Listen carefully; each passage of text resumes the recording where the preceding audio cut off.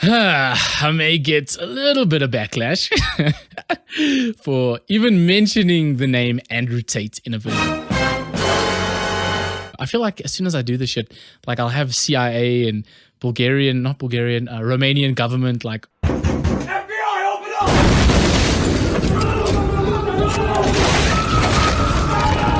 over my shoulder, like, what's this young boy talking about?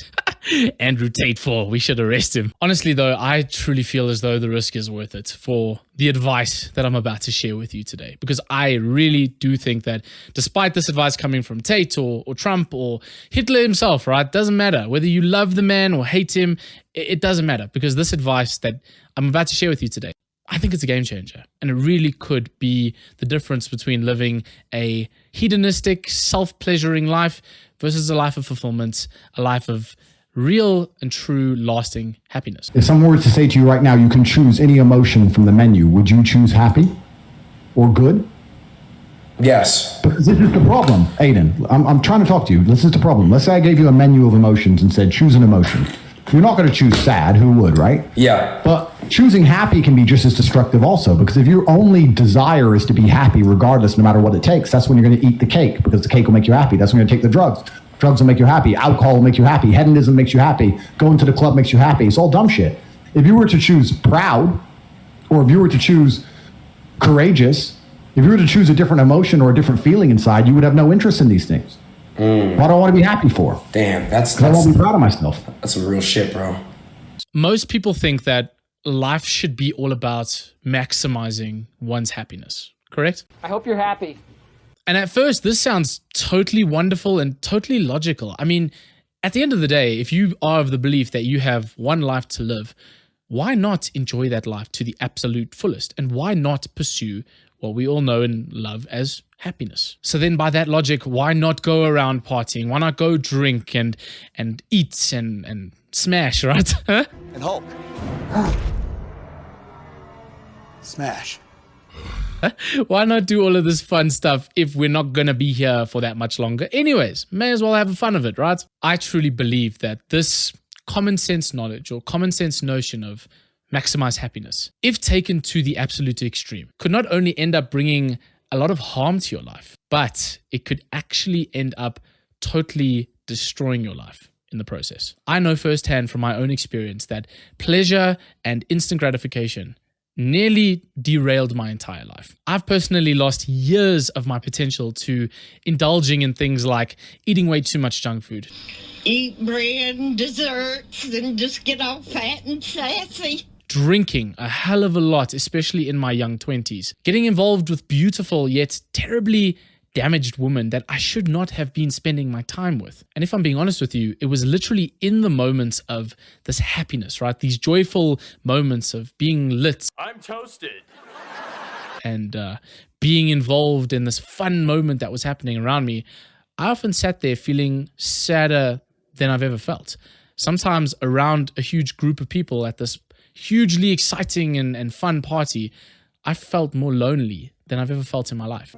I'm lonely. And I'm sure that you could probably relate to this exact same experience. In simpler terms, relentlessly chasing this thing known as happiness actually ended up taking me a lot further away from it than I thought. You see, I like to think about happiness as sugar.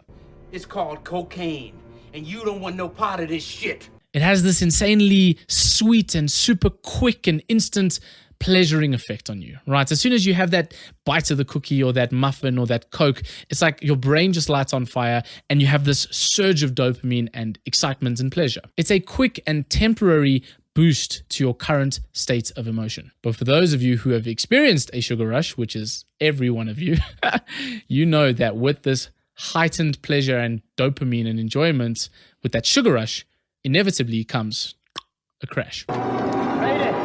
Mayday! Mayday! Mayday, what the hell is that? Mayday? Why, that's the Russian New Year. You know, we'll have a big... And the worst thing is that even though the sugar tastes wonderful, it feels good in the moment, it feels like you're on top of the world, right?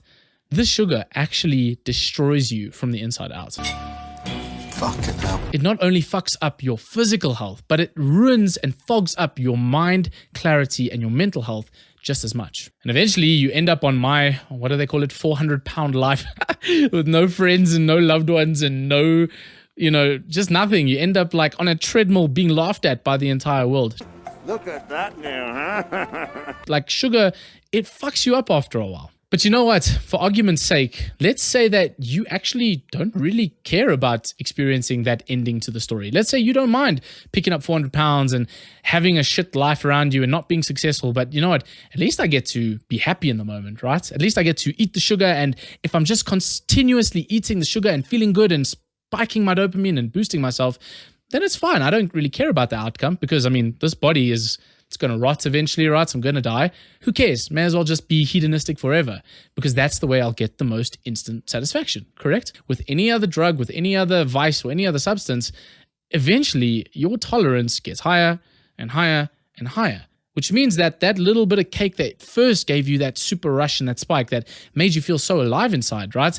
It only took one piece of cake. But after days and months and even years, that tolerance, it starts to creep upwards and upwards and upwards until you need to eat an entire freaking fast food menu to satisfy that pleasure, which ultimately means that you are always chasing that next high. You're always trying to seek that pleasure and that reward. And in that state of craving and seeking, you feel like garbage when you don't have that hit. The point I'm trying to make here is that happiness, like sugar, it's not sustainable. It becomes this never-ending cycle of hit, sadness, chasing reward, experiencing the pain of that reward. It just does not fulfill you in the long term. It couldn't ever. This is all summed up quite brilliantly by author Mark Manson, who clearly and very intelligently states that the more you chase happiness, the further away it runs from you. The further out of reach that happiness becomes. And you become aware of the fact that you aren't happy. Because when you don't have that hit, when you don't have the sugar in your life to get you by or to satisfy you, you inevitably sit there with this feeling of, I don't have happiness right now, which logically makes you sad when you don't have the thing you want. Therefore, going back to Tate's original statement, she's very intelligent, and I know you'd get really bored of a robot. And I'm sitting there thinking, bitch, I wish to God you were a robot.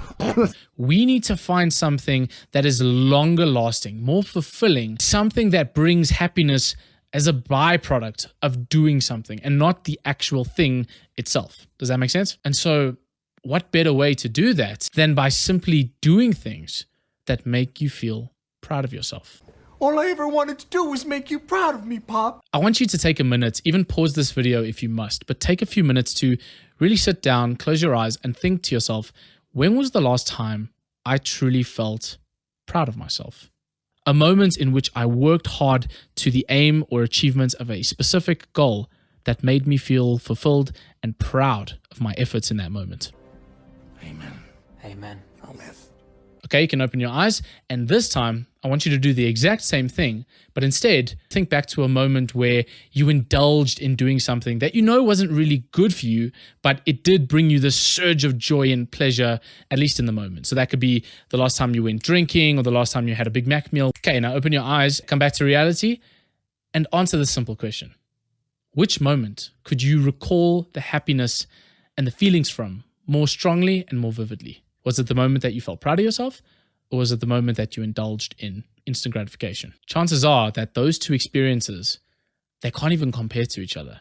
You will instantly remember the time that you felt proud, and all of those feelings of warmth and excitement and, contentment will arise in you. But you'll find it very difficult to put yourself back in that moment where you had this little quick spike and you were a little bit giddy, It's a lot easier to remember the moments that you were proud of yourself in. So if happiness is like sugar, I want you to think of pride as a nutritious and wholesome meal. I'm gonna eat you. I'm bigger than you. I'm higher in the food chain. Get in my belly. Sure, this meal may not give you that massive dopamine spike that you're seeking, but it will make you feel fuller for much longer.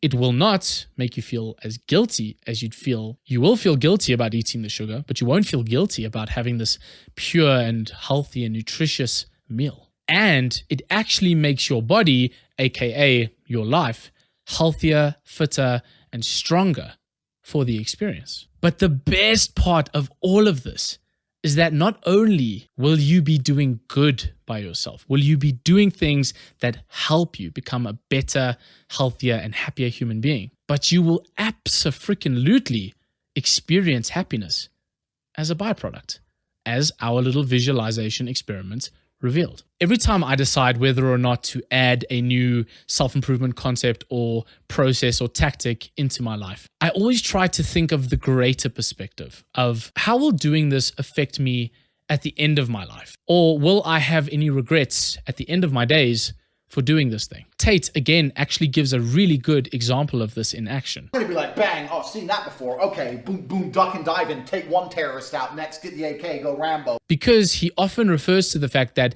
when he is doing his daily activities, he often thinks about his ancestors or his family that have passed on, or even God, right?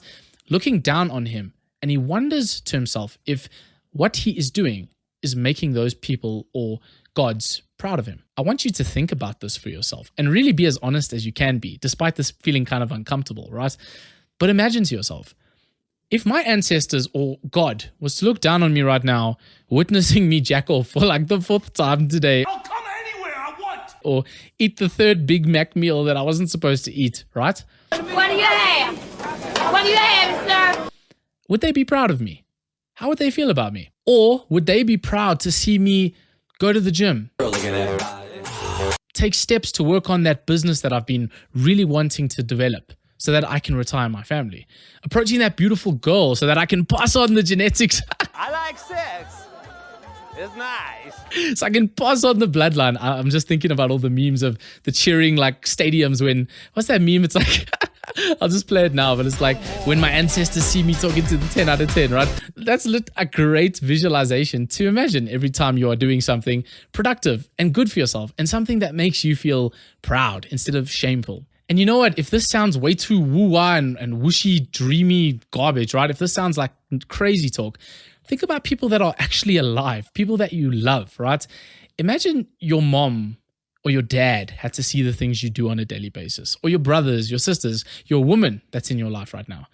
How would she look at you watching you do the things that you currently do? How would she think about you while watching you chase fleeting bits of happiness and drugs and alcohol and pleasure? And how would she look at you every time you made yourself and your family and your legacy proud? And the great news behind this video is that even if you despise Andrew Tate or you don't believe in gods and ancestors, you don't need any of those things to actually implement this profoundly incredible advice into your life right now. All you have to do to start implementing this lesson into your life is ask yourself 2 simple questions on a daily basis, on a moment-to-moment basis. And these questions are, will this current action make me feel happy now or proud later? And secondly, when I am on my deathbed, will I look back on my younger self with gratitude, with happiness and pride, saying thank you for doing the good stuff so that I could have this life right now, or I could experience the life I had? Or will you look back and be angry with him or angry with her for stealing happiness from your current self because they were too selfish to do the right things, to do things that made them proud, that would ultimately make your life so much better in the present moment? And look, bro, I'm no Andrew Tate. I'm no David Goggins. Clearly. I'm not here to tell you today that you should never indulge in pleasure and that you should never have the cookie or have a drink with your friends or just enjoy life hedonistically from time to time. I'm not saying that at all. All I am suggesting to you is that you should make sure that the ratio of doing the sugary habits, having the sugary treats of life versus doing the good things, the proud things, having the nutritious meal, that ratio for me should be way imbalanced. And I'm talking about like an 80-20 split. 80% pride, 20% pleasure. In other words, always prioritize delayed gratification over instant gratification as much as you possibly can. Because at the end of the day and at the end of your life, you will learn the lesson that is, discipline is the decision to choose what makes you happy the most over what makes you happy right now. And if you want a phenomenally comprehensive and brilliant guide to discipline, if I do say so for myself, you can check out my video on my take on discipline right over there. Have a brilliant day.